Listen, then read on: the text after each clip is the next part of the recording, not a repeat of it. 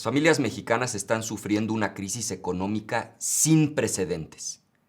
El gobierno quiere lavar las manos, alegando que la pandemia nos vino de fuera. Pero aquí hay que aclarar dos cosas. A ver, primero, es cierto que la pandemia no es culpa de López Obrador, pero sí es su culpa el pésimo manejo que se le ha dado. Es un poco como el capitán del barco al que le toca navegar en medio de una tormenta.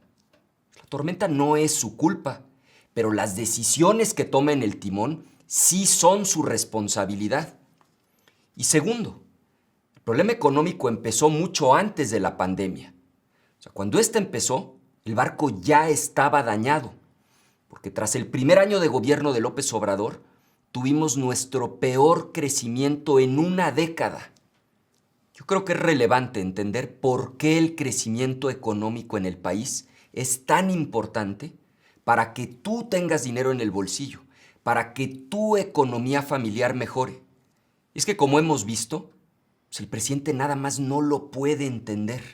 Puede ser que no se tenga crecimiento, pero hay desarrollo y hay bienestar. Pero aunque el presidente no lo entienda, la realidad es que no hay un solo país del mundo en el que los niveles de bienestar de la gente hayan mejorado sin que haya habido crecimiento económico.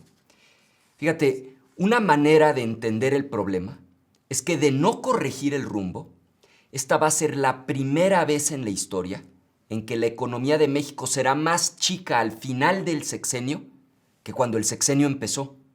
Pero fíjate, no solo la economía será más chica, sino que además seremos más mexicanas y mexicanos. Entonces, como hemos visto, el problema es de lógica elemental. Cuando el pastel es más chico y hay muchos más invitados, pues a cada una y a cada uno le toca un pedazo más pequeño del pastel. O sea, rebanadas más chicas significa menos ingresos, menos dinero en el bolsillo de la gente. Bueno, pero ¿qué se necesita para que en México haya crecimiento económico? Pues la palabra clave es inversión.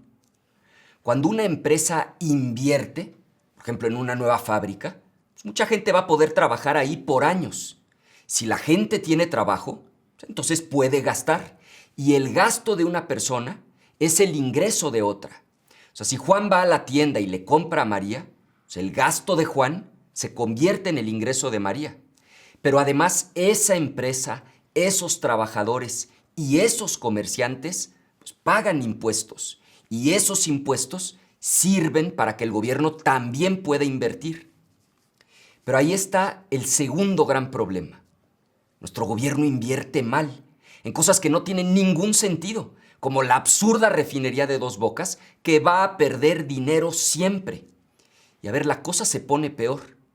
Hay algo que es clave para que haya inversión. Algo que toma años ganar y que se pierde en un instante. La confianza. Quizá el más grande de todos los errores en materia económica de este gobierno es que ha hecho que los inversionistas, tanto mexicanos como extranjeros, pierdan la confianza.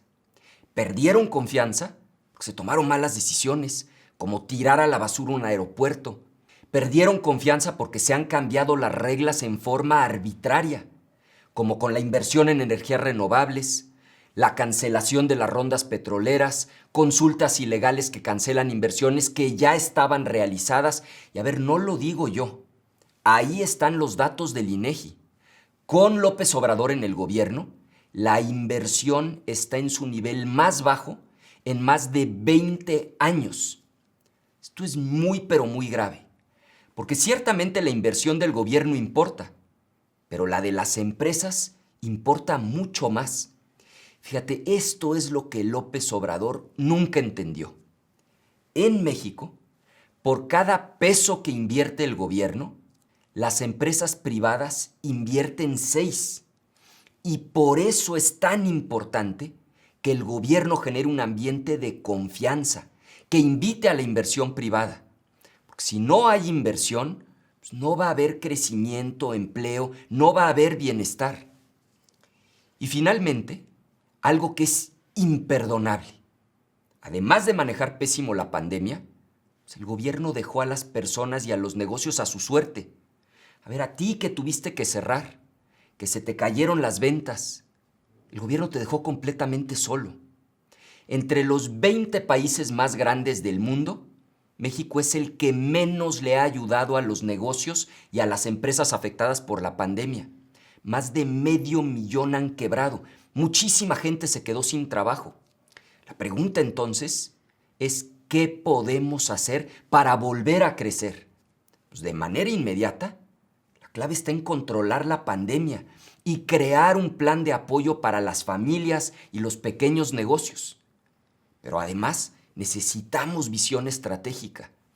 A ver, en el libro explico estos puntos, pero ahora déjame solo mencionar 10 cosas clave.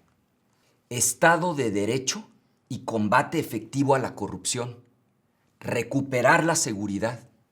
Construir infraestructura que nos haga más competitivos. Invertir más en investigación científica, educación de calidad y salud pública. Mejorar la recaudación, así como la calidad y la transparencia en el gasto. Ofrecer certidumbre a la inversión. Promover las energías limpias. Reducir la desigualdad. Cuidar la estabilidad económica. Y finalmente, impulsar el desarrollo regional y aumentar la productividad. A ver, somos un país de gente muy, pero muy chambeadora. El mejor ejemplo es lo que nuestros paisanos han logrado al llegar a un país que fomenta la inversión. ¿Tú sabías que 37 millones de mexicanos y mexicanoamericanos en Estados Unidos producen más que los 130 millones que vivimos en México? A ver, esto prueba que lo único que necesitan los mexicanos para prosperar es un entorno que fomente la inversión, reglas claras, acceso a educación de calidad.